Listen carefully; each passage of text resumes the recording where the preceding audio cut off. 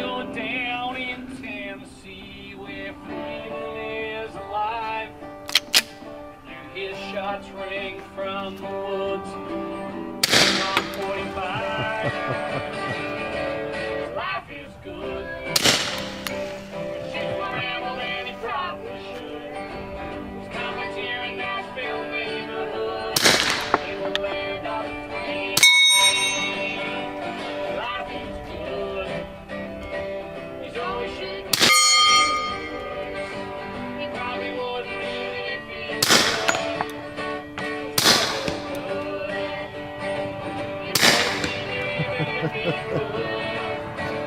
Life is good.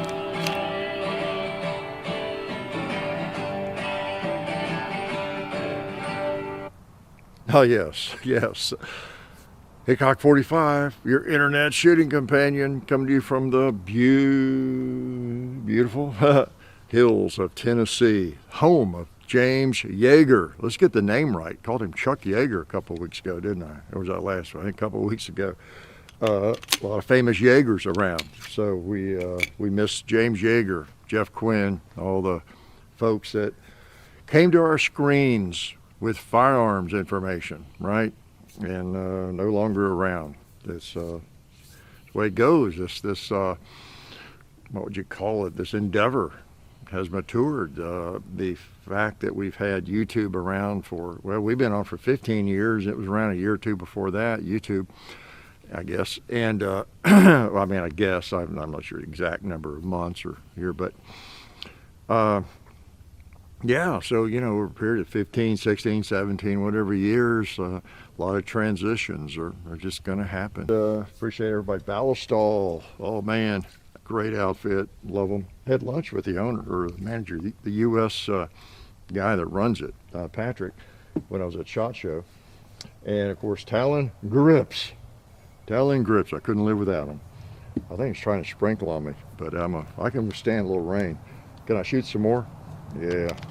I'm probably, as you see, just getting back from the Dixie Deer Classic I told you about the last 2 weeks in North Carolina, Raleigh. And I probably met a bunch of you. So it was good to meet you.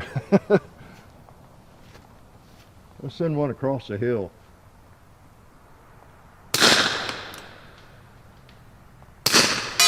There we go. This the sights aren't high on this one, so I had to kind of estimate.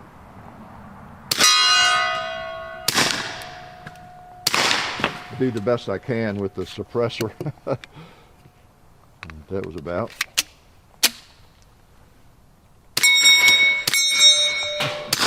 Boom. That's kind of nice, a little quieter than usual.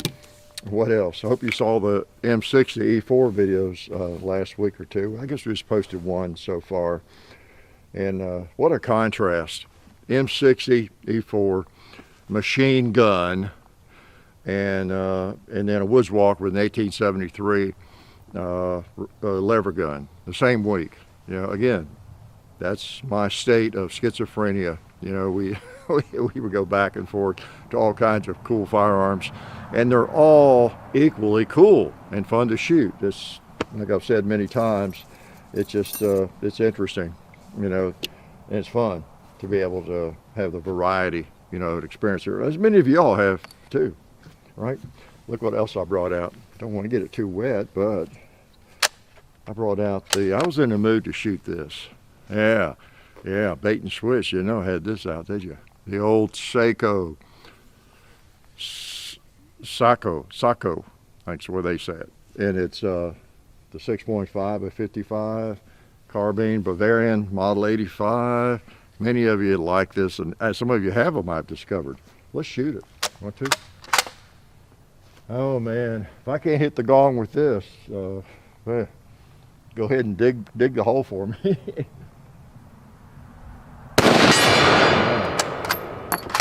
Sweet, I should be able to hit the buffalo. I should be able to hit anything. Well, not anything. I'm using iron sights and not iron eyes, but you know, human eyes. I'll try a red plate.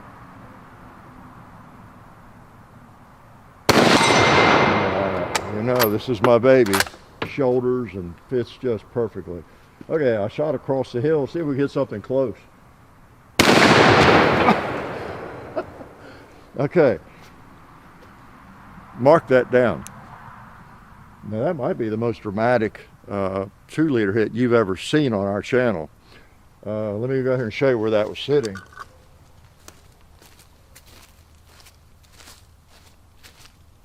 Okay, out here, now it's not a long shot, but all the way out here. So it came, whoo, smacked in the back of that target, didn't it? You saw it.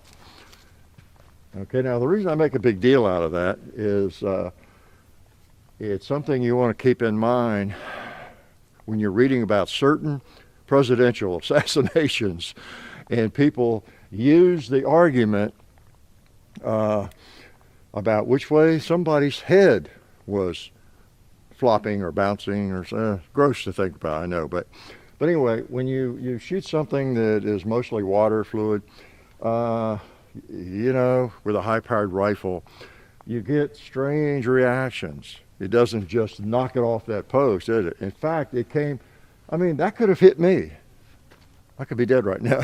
No, I could be soaking wet.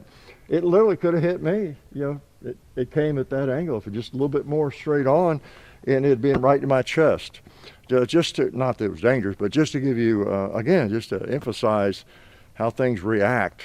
You know, a watermelon might do the same thing if it weren't so, you know, soft and pliable. You know, it just kind of blows and things go everywhere. You know. Anyway, so what do you know? How about a bowling pin right behind that green 2-liter? Tell you what, that is one nice rifle. Still one nice rifle. I don't regret a penny I paid for that. Yep, I don't. What else do you want? There's people that ask me about Slamfire and how he's doing. Well, he's doing fine. He just hadn't been around lately on the shooting table before we started video. He's the same character he's always been. He spends a lot of time in my lap in the wintertime, but sleeps a lot. You can imagine that? A cat sleeping a lot.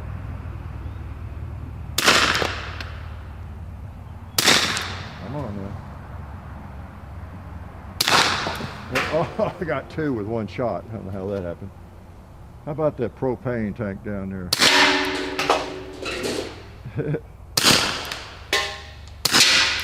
Yeah.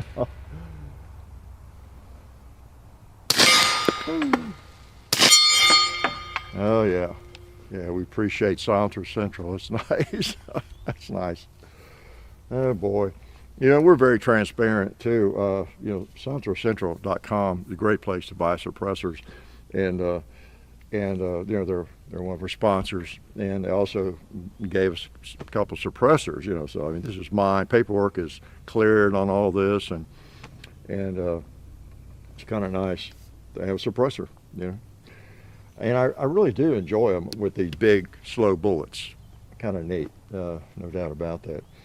What else do you want to hear about? You know, this week, probably nothing, but this week I was, phone's getting wet, kind of rainy, misty. I was looking for a picture for some reason in my files. You know, it's great that we have phones with great cameras and we can take pictures at no cost really, you know, unlike the old days. It's a great thing that we can take all those pictures. It's also a bad thing that we can take all those pictures because we take so many, right? And it's easy to pull them over to your computer, which I do, keep them in, just dump them over there every now and then, and update the bunch or the group, but I don't take the time to label each one what this is and create different folders all the time. I do on some. So many pictures, and so it's hard to find things, you know. Man, I've got pictures of everything, but I don't know when I'm gone if John will ever get through them, but or care, you know, but to get through all of them. But I was looking for, I don't know what I was looking for, but I went back through some folders of yore, you know, years ago, and different things. You know, I kept, you know how that goes. I kept stumbling up on, oh, here's a folder from 2010 or 5 or 2014 or something, and it's just that is another advantage of digital photography. Of course, you got all these, you can just look at it very quickly and say, oh man, there's all those pictures of whatever, a trip we took to the NRA convention in 2013 or something, or my classroom, some of my students, and ball games and different things. Just these bizarre cars. When I get up on my roof to use the blower to blow off the leaves or something, the gutters. Sometimes when I'm up there, you always have your phone. I'll just snap a picture down low the driveway or something, or whatever, the range, and from up high, the roof, and I ran across a picture, old car, not old, but former cars I've had, or my wife had, and totally different vehicles sitting in a driveway, and the trees I have taken out, 6-8 years ago are there, and it just looks so different. Just interesting how things change, isn't it? It's always, when you're living it is slow, and you don't really think about it, don't notice it so much. But when you're just looking at snapshots, from this period and this period and this period, and places you've been, oh man, so many, pictures of just various trips out west and everywhere, Virginia, and it's a reminder. Sometimes I don't know, especially in the winter, get to thinking, oh man, I need to do something, and get bored and go somewhere to do something. Well, you forget how many places maybe you've been, things you've done, and all that, and it's a reminder of all that, a reminder of all the people you've hung out with, you've met, and things you've done, how lucky you've been, how lucky probably most of us have been. We take it for granted, don't we? But anyway, that was an interesting experience. I'll tell you, different jobs, different people, and people I worked with. I've had so many jobs and so many endeavors. But I should have. Look how old I am. That is one cool thing about being older, because you don't get, here, newsflash, you don't get that experience when you're 40. You do to some extent, or even you're 50 or 60. But to my age, I go back through a long way, a lot of different decades. You seem like every 3 or 4 years in a lot of people's lives, including mine, there are major changes, job changes or whatever. And you live somewhere different or doing something different.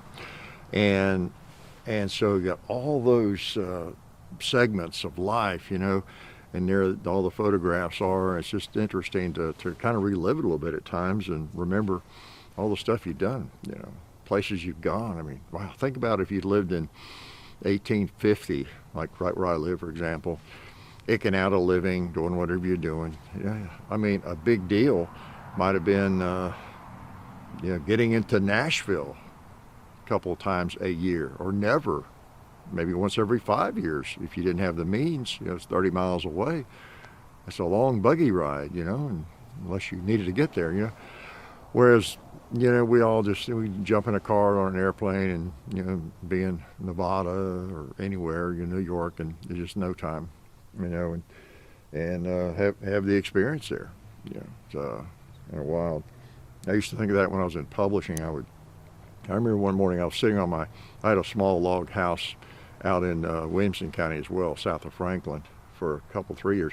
And I remember I was single at the time. I remember sitting on the front steps one morning, petting my big golden retriever, sitting there with him, having a cup of coffee, and thinking how it's interesting, the world we live in. It was a bigger deal to me at that time. I was about 31 or something, or two. And I was like, this is wild, because I'm going to have dinner in Chicago tonight, Here I am sitting here almost in my underwear, just haven't got up, But, be getting together and flying out that afternoon. I would have dinner in Chicago, and how, bizarre that would be to even think about if, 100 years ago, you do well to travel 10 miles, So anyway, lots of memories. Speaking of that, I even rewatched Lonesome Dove last week. That was pretty cool. Pretty cool. I was thinking Dad, because we watched it together the first time, and all that. But great. I guess I have to, people can argue that, and it's for different reasons. It's like a which gun is better kind of argument. But I could argue, just as all of us could argue, some specific gun is the best, if we wanted to, based on our own criteria. I could argue easily that Lonesome Dove is the best Western ever made. It'd just be so simple because there's just so many gems in there. There really are. There's others I enjoy as much, maybe more, depending on the mood. But man, what a series. If you haven't seen Lonesome Dove, what's wrong with you? All right. Did you notice a bullseye? Wow. That's an accurate suppressor, isn't it? Yeah. Silencer Central did a good job on that one. Yeah, very accurate suppressor. All right. People who don't know any better, it's not the suppressor. Okay, there's a jug there in there. Got him. Got him. Have to aim a little above it, or whatever, looking down the suppressor. Ouch, Mr. Cowboy. I'm going to try that bowling pin there without sights. Yeah, all right. How about that 2 liter without sights? Boom. Pretty cool. I think I have another mag. Yeah, I brought out both mags. I bought an extra mag for my Seiko. That thing was, what was that? It was like $110 or something. I mean, the gun was very expensive though, and I thought, well, I think I'll buy an extra mag. I don't really need it probably, but since it's detachable and I found one, it was available, I thought, I'm gonna go ahead and do it. That's one part. What if it acted up? Then the rifle is a single shot, not very useful. So you might remember the very first video I did with these. I struggled, I couldn't get the magazine out. And I hadn't read the manual, I think, or whatever. I found out online, maybe. You just push in a little bit on it, push the lever, it comes right out. I remember struggling with it. Yeah, there's some trick to that. Yep, there's a trick. You have to have a brain. That was the trick. It was a trick mag release. You have to have a brain in order to operate it. Okay. Don't let me forget to put my ears on when I switch, to this one, because it's not suppressed. This one would be a challenge to suppress. If you're going to suppress this, you wouldn't want this stock probably, right? Unless you could get a barrel extended, I don't know, or something, because this is one of those kind of cool. A lot of people, I say that because it took me a while to decide whether I considered these full stocks like this really, really ugly or really, really cool. I just couldn't decide. And then it finally hit me, at least with this rifle, it's pretty cool. I like it. Especially since it has what is the barrel length? It's not a little barely legal barrel length, 16 inches or anything. With a full stock, makes it look shorter. I think if I look it up, it's like 20 inches, I think. Yeah. We think of 20 inches on an AR as a long barrel, as a musket, don't we, almost? All right. Yeah, it's good to get this thing out again. 6.5 by 55, Swedish round. How about you, red plate on the right? Got a great bolt action.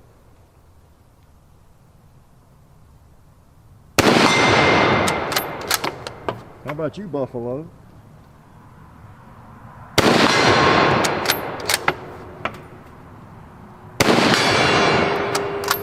And let's take down, I'll take down this Smart Aleck 2 liter right here that I missed with the 45.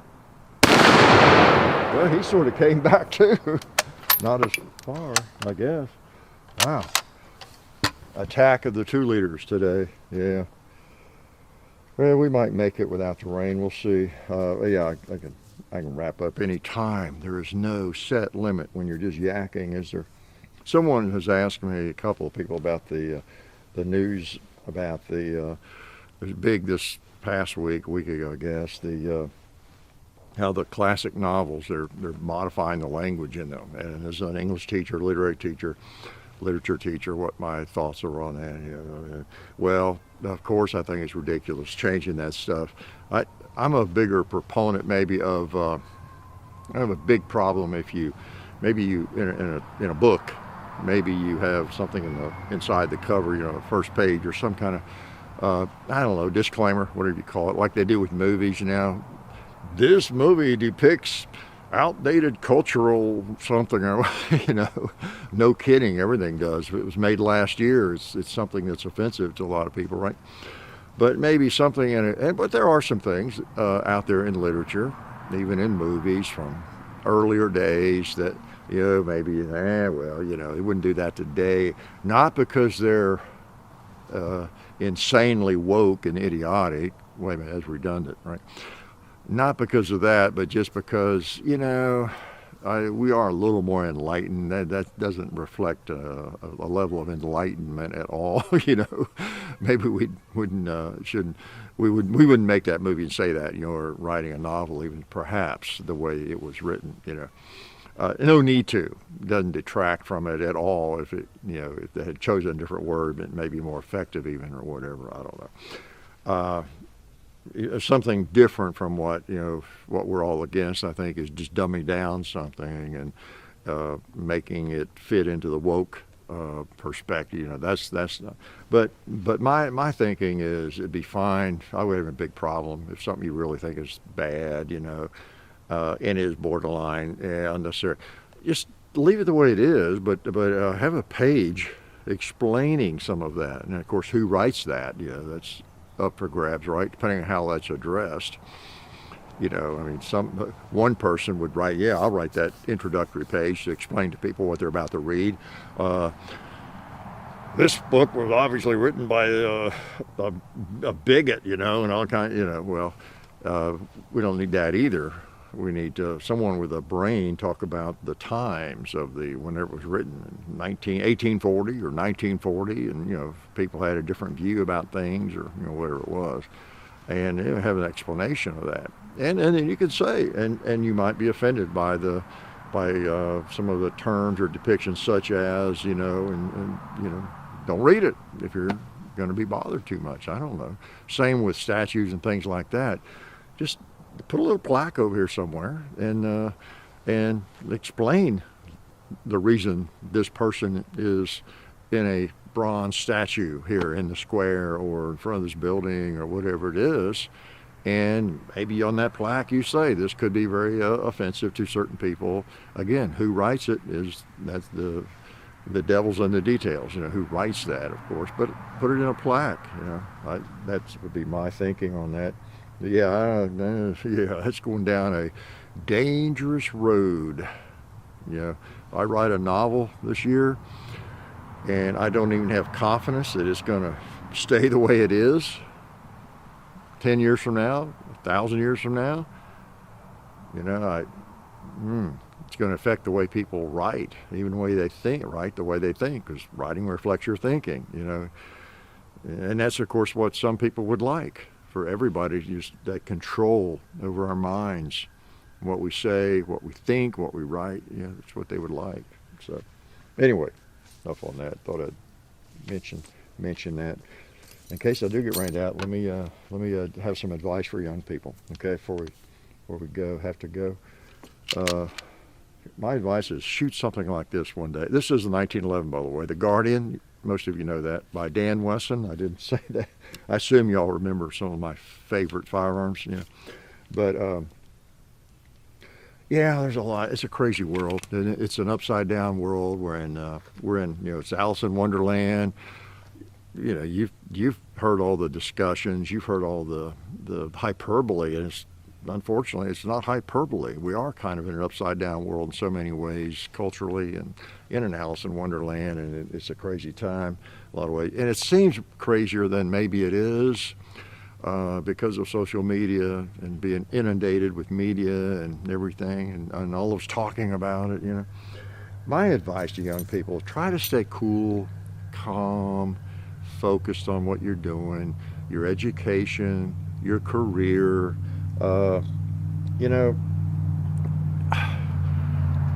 You're more likely to get hurt in a car wreck than some of this crazy stuff that you're probably worried about. And you're only worried about it because all the adults around you are going crazy, or a lot of them in your life maybe are acting like the sky is falling.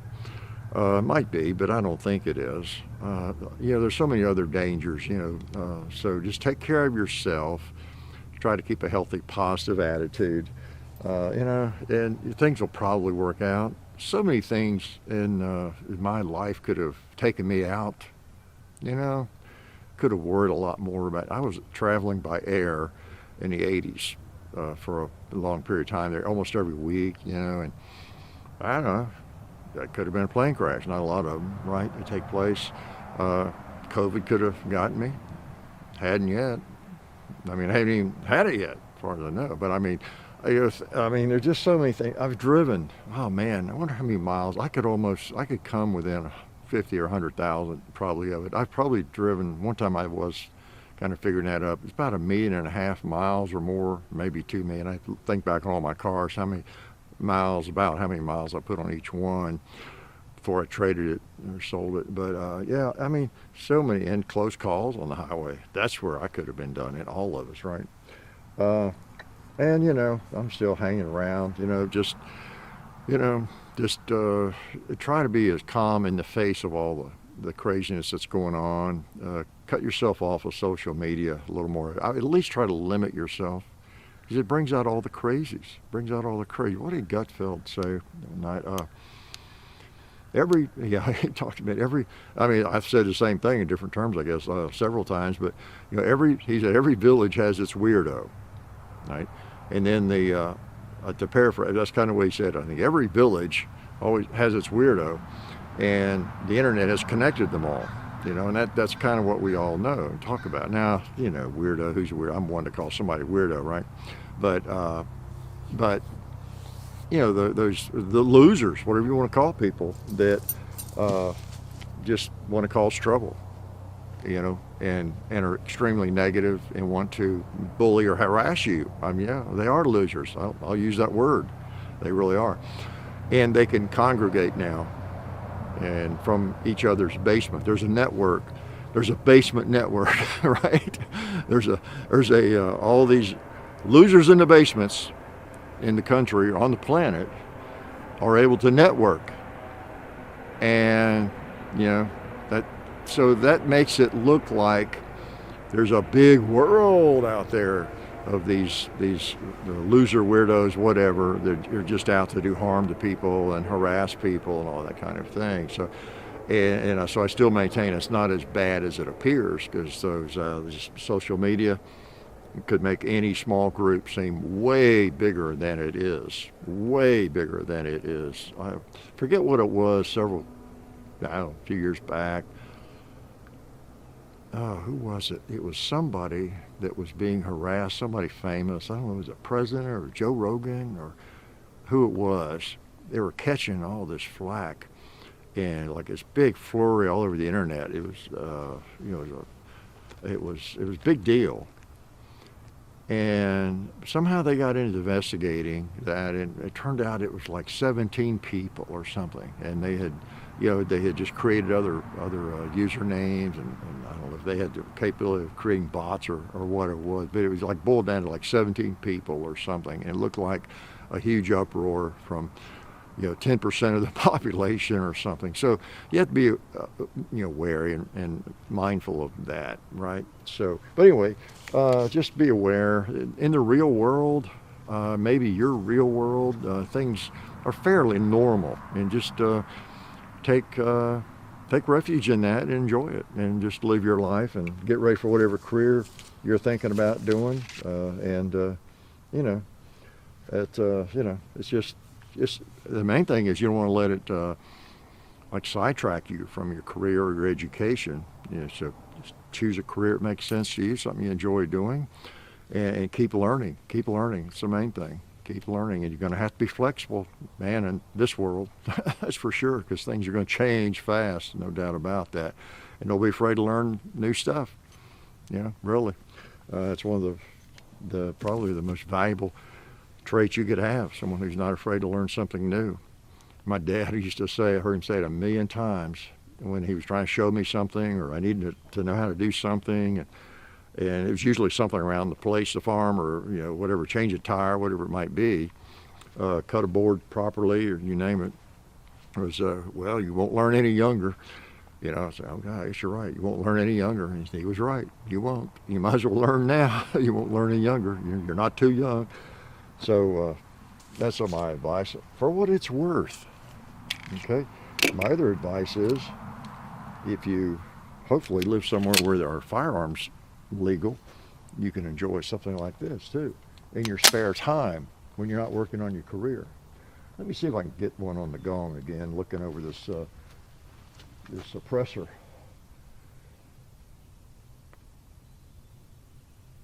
There we go.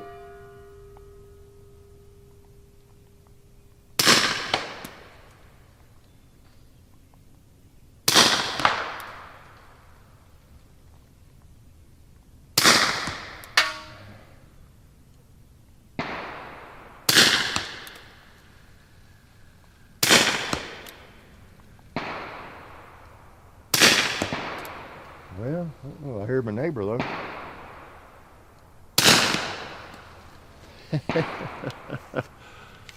All right.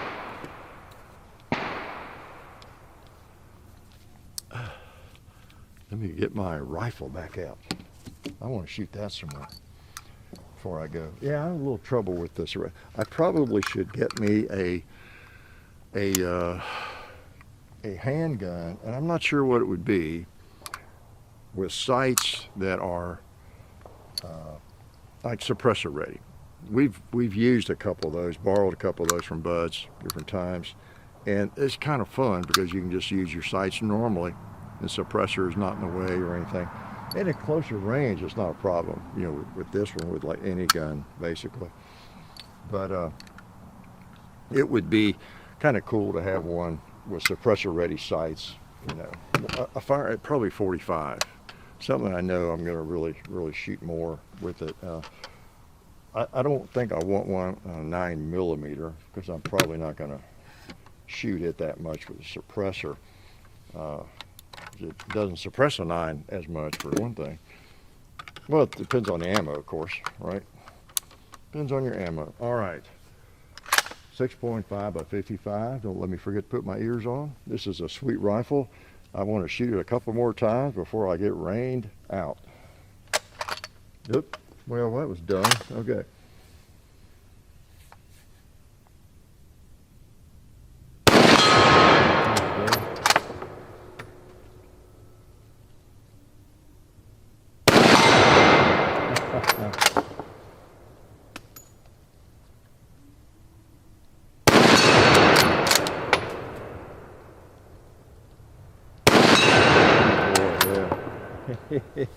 If I best jack with this thing, I tell you, I might just keep it. I really might. So, anything else you want to know about? I won't do a tack on this one. You know, it's feeling pretty good today, at least. It's not raining too much. But I will not bore you with more nonsense. Anything else I was going to mention? I guess not. Other than, really appreciate your support, and you know, 3-4 times a week we've got something we're posting. Trying to do a short every week or two, you know, just in addition. They're kind of fun, and it's like a why not. And hopefully you've seen some of those. Trying to put a little bit of education in there, not too much, but like gun safety, things like that. Not just blowing up a barn or something like that, you know, just whatever is kind of fun. But anyway, I appreciate y'all tuning in, and like I say, when you're watching me right now, I'm probably just now getting back from the Dixie Deer Classic in Raleigh, North Carolina, where I met some of you, I'm pretty sure. And you know, it's cool. I don't get out a lot to things like that, but you know, it's good to meet y'all when I do. And yeah, might run into you sometime if you're unlucky, right? Like I always say, be sure you say hi. I was eating at Culver's today, and a fellow, you know, said hi. You know, just say hi. Don't be afraid. I tell you, I can't believe how many times someone will write me and say, well, I saw you somewhere, but I didn't want to bother you. Not a bother to say hi. Yeah, really. You guys are the reason I get to do this for a living, and so it's never a problem. So I'm going to let you go. I'm going to be cleaning on my 45, and you know, I'm going to be cleaning on my 6.5 by 55, because it is just one of the best rifles I have. Yeah, it really is. You know, some firearms are kind of expensive because they're hard to find or something. Others, oh man, I live in a great neighborhood, don't I? I live in a great neighborhood. Some things are hard or they're expensive, is what I'm saying. They're expensive because they're rare or maybe just the sheer age of them or something like that. That one is just because so much work goes into it, and it's a beautiful piece of wood, and it just shoots great and all that. You don't need that. You can go get a basic Ruger rifle with a polymer stock and hit anything I can hit with that. No question, right? But I mean, some people might disagree with that, but still, it's just a really nice rifle. I enjoy shooting it. So I'm gonna let you go, and I hope to see you next week. And hopefully we'll have some decent weather. You know, we're in March now, so yeah, we ought to be climbing up a little bit in terms of temperature, but you never know. Where I live, it could be snowing, you know, next week without any trouble at all. So y'all have a great week. I'll talk to you later. Life is good.